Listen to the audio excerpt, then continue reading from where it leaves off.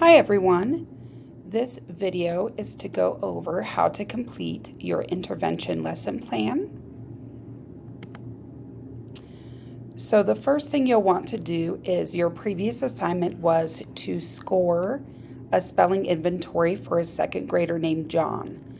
So you'll want to look back at your results for that to create your plan. For the purposes of this video, I'm going to show you how I would do it for a first grader. So let's say this was my first grader's spelling inventory. What do I do now? So I have scored this person's inventory. I added up each of the features that the student got correct going down my columns and then going across my rows as well. What I found is that for these features, the student scored 7 out of 7. Remember that on the spelling inventory, as soon as the student misses 2 or more of the features in the column, that is where the instruction needs to begin. So when we got over here to digraphs, this student only got 2 of the 7 correct. So they missed more than 2 of these features. So that places this student right here under letter name alphabetic, middle, specifically digraphs. So my first step was to analyze the spelling inventory to determine the spelling stage. Well, I did that. I analyzed it. I saw that this is where the student first began to struggle, and that is what I need to create my lesson on. My second step would be to create a learning objective based on the feature that the student needs to develop, and then create a small group mini lesson to develop the skill. So now that I know that this first grader needs to work on digraphs, I can then create my lesson. So here is an example lesson.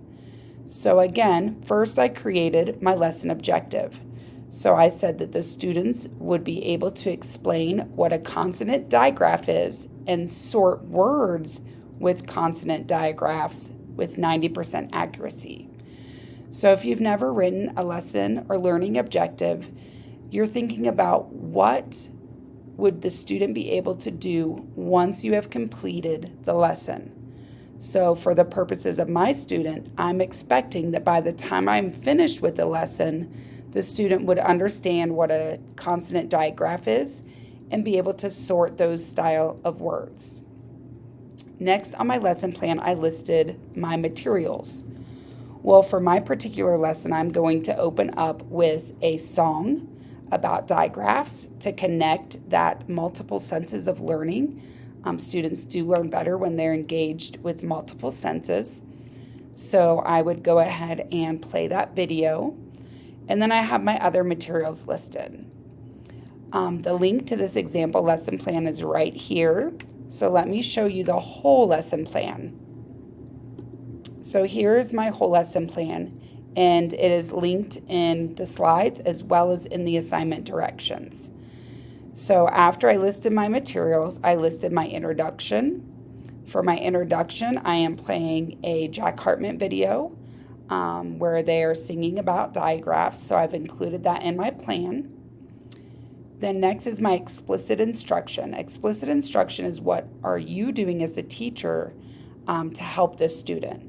So for this particular one, I'm going to have this paper for students with the pictures cut out, and I'm going to, together with them, name the pictures. Then I'm going to use the picture of the sheep to model based on my phonemes. So I've given my step-by-step directions.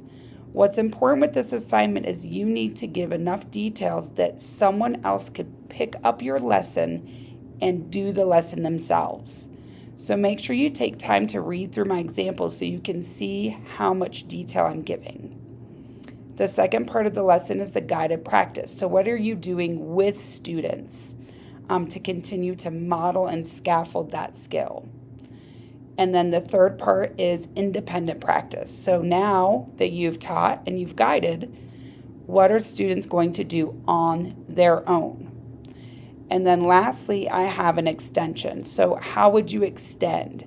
So anytime we do small mini group lessons with students, once they go and I call my next group over, they need something to work on. So this is when they would be working on centers of some type or an assignment. So that's what's under my extension. I have an extension of what they would be doing at a word study center to continue working on consonant digraphs.